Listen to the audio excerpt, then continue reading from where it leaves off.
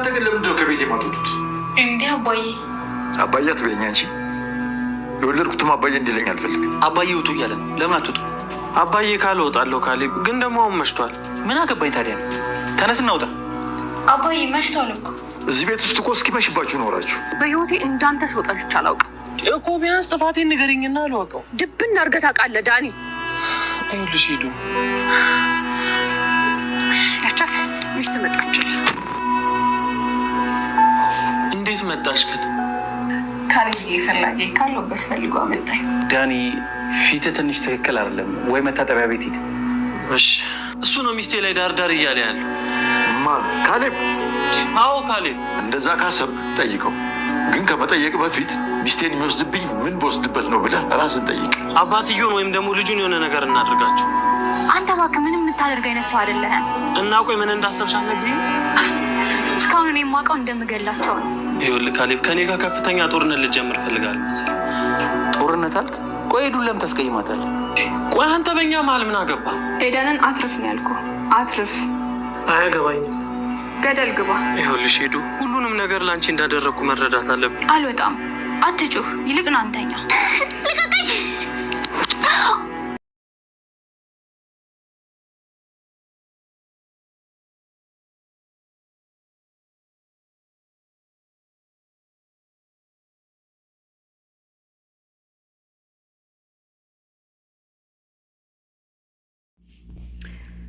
ካሌብ ቲናን ሲጥ አድርጎ ገደላት። ቲና ያደረገችው ማድረግ በጣም ከባድ ነው። መድኃኒት ጨምራ የእንቅልፍ መድኃኒት ሰጥታ አብረዋት አደረች። ይህንን ደግሞ ተጠቅማ አርግዣለሁ በማለት እሱን ከእጇ ልታስገባ ነው። ትሁቴ ወደ ክላስ በመግባት ያየችውን ማመን አቃታት። አንድ ላይ ተቃቅፈው ተኝታ ይሄማ የማይሆን ነገር ነው በማለት ደነገጠች ትሁት ስታያቸው። ምክንያቱም መጠጡ ላይ እራት ላይ እንደነበረ ጨምራበት ነበር መጠጡ ላይ። ሰላም ጤና ይስጥልን ውድና የተከበራቸው የቻናሌ ቤተሰቦች፣ ዛሬ ትሁት ክፍል 37 ተለቀቀ። ወደ ክፍል 36 ስንመጣ እንግዲህ ትሁት ማነች ቲና ከካሌብ ጋር የመሰነባበቻ ለጥሩም ለመጥፎም ትዝታ እራት መገባበዝ አለብን ልጋብዝህ ራት ስትለው ለአንድ ቀን ብቻ በማለት ጥሪዋን ከሱ እንድትገላገለው ብሯን 400,000 ብሩንም ሰጥቷት እራት ብቻ አንድ ብላ አሳምነው ነበር። እቅዷን ያሰበችው ቲና በጥሩ ጸባይተኛ መስላ ለሁሉም የተቀየረች፣ ሁሉንም እሺ የሚሏትን ሁሉ እሺ እሺ እያለች በመቀየሯ ሁላቸውም በጣም ተደናገጡ። ይች ልጅ ካላንድ ነገር አይደለም እያለ ነበረ። ፍቅረኛዋ ወይም ሙሽማዋ ዳንኤልም ለትሁቴ መጥቶ ይች ልጅ ተቀይራለች፣ ስለዚህ እንደዚህ ስትሆን የሆነ ነገር አስባ ነው ተጠንቀቂ እያላት ነበር። ትሁቴም ልታስፈራራኝ ነው እንደሄንን የምትለው ብላ ነበረ መልስ የሰጠው። ይሄም ከጠቀመህም ካልጠቀመህም ብላ ለካሌብ ነግራው ነበረ። ካሌብም ለሱም ተቀይራበታለች ብሎ ነበር። አዎ በማለት እንትን ያለችውና እንግዲህ ወደ ራት ግብዣው ስንመጣ የራት ግብዣው ላይ መድኃኒት የእንቅልፍ መድኃኒት ወይኑ ላይ ጨምራ እሱም በመጠጣት እንቅልፍ ላይ ነበርና አብራው እንድታድር አስደርጋዋለች ማለት ነው። ይህንን ተጠቅማ እንግዲህ አርግዣለሁ የሚል ጨዋታዋን ልትጫወት ጀምራለች ማለት ነው።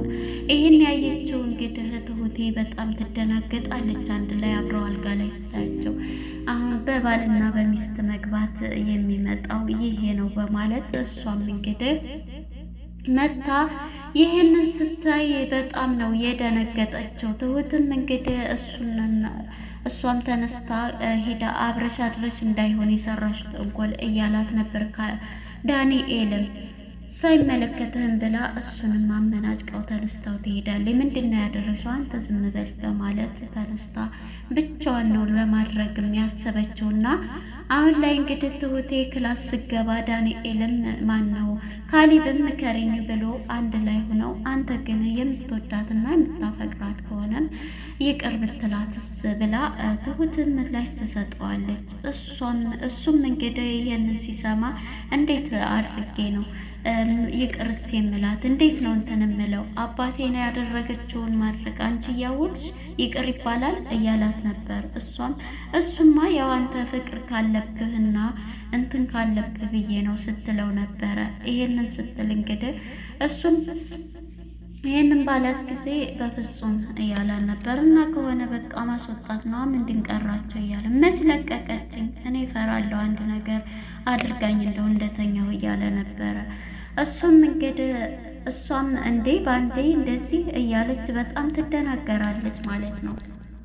እናም እንግዲህ ዳንኤል ራሱ ወደ ትሁቴ ጋር በመሄድ ትሁትን አንተ ለራስህ እንትን በልን የሚያሰብኩት ነገር አለ የሰው ስትፈልግ የራስህ እንዳታጣ እያለችው ምን ማለት ነው እያለ እኔ ከተገነዘብኩትና ከተረዳሁት እንደዚህ ቲናን እንዳታጣ ብትለውም በቲናስ ማን ነው ኤደንን እንዳታጣ በሚባል ጊዜ በኤደን የሚመጣብኝን ማንንም ሰው ቢሆን አልሰማም አጋየዋለሁ ቤቱ ሳይቀር እያለ እየፎከረ ነው የሚገኘው።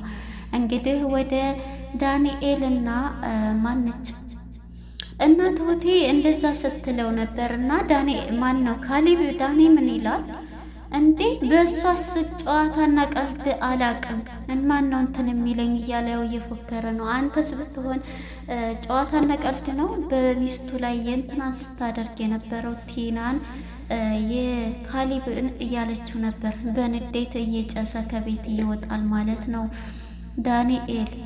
እንግዲህ ካሊብም ትሁቴ መከረችዋለ። ምክንያቱም ትሁቴም አባትየውም ነበረ ያሉት ለምንድን እሷን እንደ አንተን እንደዛ እንዳረገች እንደ ፍቅረኛ አርገህ እንትን አትልም እንዴ እንዴት ብዬ እያለ ነበር። ያው እንደ ውሸት አርገህ እሷ ከተቀበለች ነግረሃት ለምን እንደዛ አርገህ አትበቀልም ትለዋለች። እሱም እንደ አባዬ አንቺም አልሽኝ እያለ ነው። አባዬ ይበላ አላቅም ግን ይሄንን ነገር ብታደርገው ተዝቤት የሚወጡበት ምክንያት ይሄን ብይዝበት ነው ትለዋለች።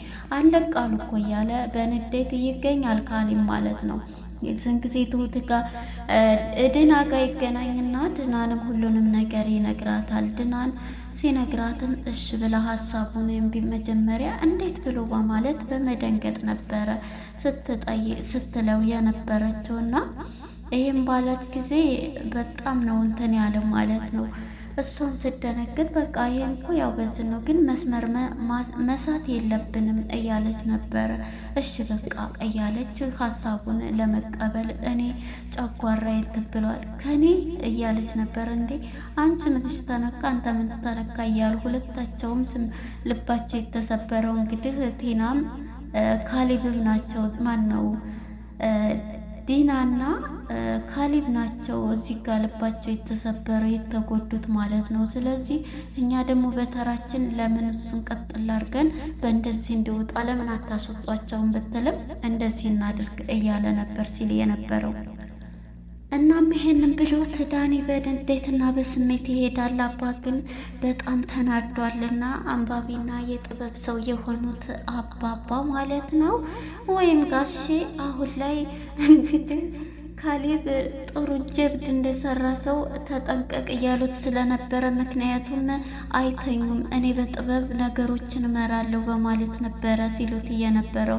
እሱ ወደ ሽማግሌው ጋር በመሄድ አባዬ አብራኝ አደረች ብሎ እና አብራ ማደሯን ነው ልነግረኝ ነው የመጣ ምን አደረግክ እንድልህ ነው የጠየቅኩ በማለት ሽማግሌውም በጣም ይናደዱና ትቶት ተነስቶ ይሄዳል። በጣም ስሜታዊ ይሆናሉ። ነገሮችን አንተ ማበላሸት እንጂ አባዬ ብለህ አትጥራይ በማለት በንዴት ይነሳሉ። እናም አባዬ ልንገርም አንተ ያሰብከውን ሀሳብ አስቤያለሁ። ያው ከዲና ጋር ስለተነጋገረ ኤደን ጋር ኦኬ ብለዋለች እና ይሄን ስትለው ምን አብረ ስለተኛ ምን አይነቱን ከፍጅል ነው ያታስረዳኝ ምን ልስማ አብራክ ስለተኛ ምን እንደሰራች ብዬ ልጠይቅ እያሉ አባባ በንዴት ይቆጡታል ዳኒን ካሊብን። ንዴታቸውን መጽሐፋቸውን ይዘው ከፊቱ ተነስተው በንዴት ተነስተው ይሄዳሉ። ነገሮችን ስላበላሸበት በጣም ተናደዋል አባባ አሁን ላይ። እንግዲህ ካሌብ በጣም ተናዷል ማለት ነው። አባቱም ትቶት ይሄዳል። ተነስቶ ሲሄድ ከመንገድ ላይ ዳንኤልን ያገኘዋል። ዳንኤልን ባገኘው ጊዜ ዳንኤልን ዘሎ ነው በቃ በስሜት ነገሮችን ሁሉ እንዳበላሸ ነው ፈጥኖ። ምክንያቱም በእርግጥም ስሜታዊ ያደርጋል። ሚስቱን ተቀምጦ የሚያደርጉት በቤታቸው ደግሞ ውጡ እንኳን ሲባሉ አንወጣም ብለው ፈጠው የቀሩ ናቸው ቴናና ዳንኤል። ስለዚህ በንዴት አንገቱን ያንቀዋል ዘሎ ማለት ነው። ካሌብ የሚያንቀው እባክህ ልቀቀኝ ሲለው ነበረ። አንተ ለምን ከቤታችን አትወጣም ያለው። እንዴ ሚስትህን አብረሃ አቅፈህ መተኛት አይደል እያለ አለህ አይደል ምንድን ነው የምትፈልገው? ለምን ነው እንትን የምትለው እያለ አንገቱን ሲያንቀው እንግዲህ ከኋላ ፖሊስ እየመጣ ነው። እኔ መታሰር ከፈለክ እያዩን ነው እያለ ነበር። ይህን የሰማው እንግዲህ እሱም ይህን ሲያይ አንተ ብትታሰር ምንም ነገር ምንም አላማ ቢስ ነው። ቤት የለ ምን የለ። ስለዚህ ለአንተ ጥሩ ነው። እኔ ግን አላማ ብዙ ነገር ስላለኝ መታሰር አልፈልግም ብሎ ለቆት ይሄዳል። ይለያያሉ። አባባም እንግዲህ ከቤት ሲገቡ ሁሉም ተሰብስበው ጨለማ ነው ቁጭ ይለዋል። አባዬ ሲል አባዬ አትበለኝ ይላል። እንግዲህ ተናዷልና ካሌብም ማለት ነው በልጁ ጥፋት ነገሮችን እየፈጠነ እያበላሸበት ስለሆነ ካሌብ አሁን ላይ አባባ ተናደዋል ማለት ነው። ስለዚህ ቁጭ እንዳሉ ከቤት ውጡልኝ ይለዋል። ከቤት ውጡ በሚለው ሰዓት መጀመሪያ ቲናን ኤደንን ያገኛታል። እሷን ስትሄድ ነገሮችን እንዳወቀ የነገረው። ከዛ ስትሄድ ምን ሆነሽ ነው ምን አድርጌሽ ነው ግን እያለ ይልመጠመጣል። እንግዲህ ዳንኤል ማለት ነው። ይህን ስታይችት ሚስትህ መጣችለት ትለዋለች። ይሄንን በምትለው ጊዜ እሷም ማነች ቲናም ትመጣና ከሱ ጋር ትቀመጣለች ማለት ነው። ሁሉም ቁጭ እንዳሉ እንግዲህ ሽማግሌው እናንተ ከሰው ቤት አወጡም እንደ ሲል አባዬ ሲል አባዬ አትበይም ይላታል። አሁንም ራሱ ይሄኛው ካሌብ እንኳን እናንተ ልጄም አባዬ እንድለኝ አልፈልግም ይላሉ። ተናደዋል በካሌብ ቀድመው እያበላሸ ስለሆነ ነገሩን። አሁን ላይ ደግሞ እሷ አብራው ስላደረች አርግዣለሁ ብላ እንግዲህ የምታደርገው ነገር በጣም ቀውጤ ነው። እናም ሽማግሌው በዚህ በጨለማ እንዴት እንወጣለን እያሉ ነበርና ቤት እስከምንፈልግ 15 ቀን ስጠን እያለ ነበር ሲል የነበረው። ከድንገት እንግዲህ ለማናደድ ነውና ኤደን ትመጣለች። ኤዱ ስትመጣ ሰላም ብላ ከካሌብ ጎን ትቀመጣለች። ካሌብም ይቀበላታል። ካሌብ እንዴት መጣሽ? እንዴት ነው ማንጠራሽ? ያት እንዴ ካሌብ ጋር ተገናኝተን ካሌብ ነኝ ብሎ ይመጣን ከካሌብ ጋር ትላለች። እንግዲህ ኤዱ ለማናደድ ገብተው ስለነበር ከቤት እንደወጡ ይህንን ሲስተም መጠቀም አለብን በማለት ወደ ውሳኔያቸው ገብተዋል ማለት ነው። እንግዲህ ኤደንም ይሄንን ብላ እንዴት ወዴ ቡና አፍሊ የመጣው እንግዳ እኮ ትልቅ እንግዳ ነው እያሉ እነሱ በንዴት ይጫዛሉ። ወይኔ ስፓርት ላይ በጣም ተሳኩት።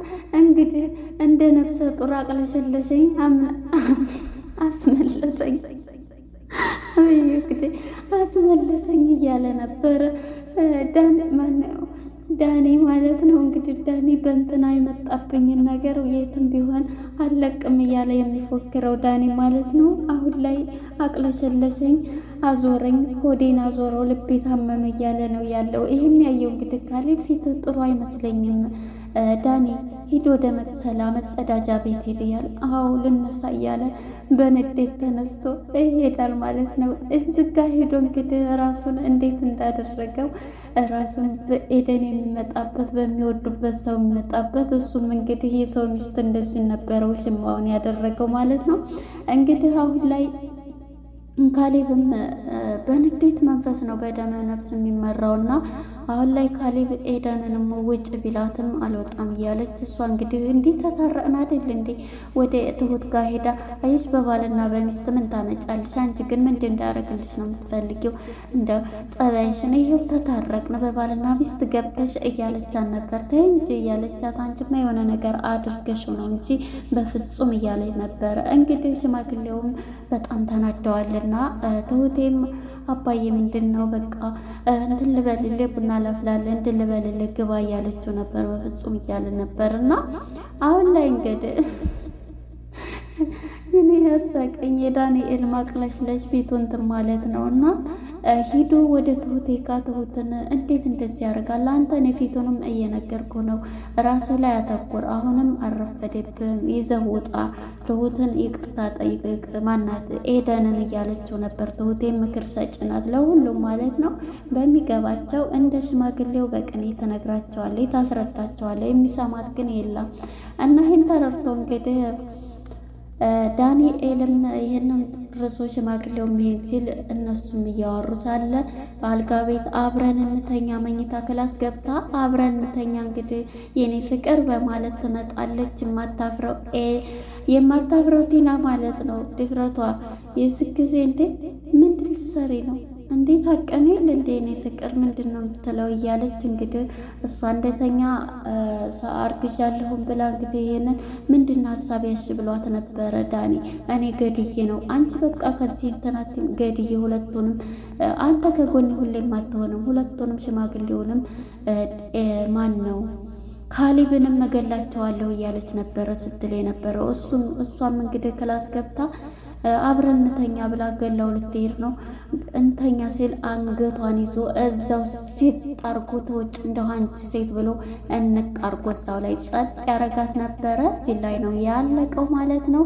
ቀጣይ ፓርት ምን ይፈጠራል የሚለውን እናያለን። እንግዲህ ካሌብ እያፈጠነ ነው ነገሮችን ቀርሞ እየተናገረ፣ ሽማግሌውም አባባ አሁን ላይ በንዴትና በቁጣ ላይ ይገኛሉ ማለት ነው። ቀጣይ ክፍል ምን ይፈጠራል የሚለውን አብረን የምናይ ይሆናል። ለነበረ ቆይታ እናመሰግናለን።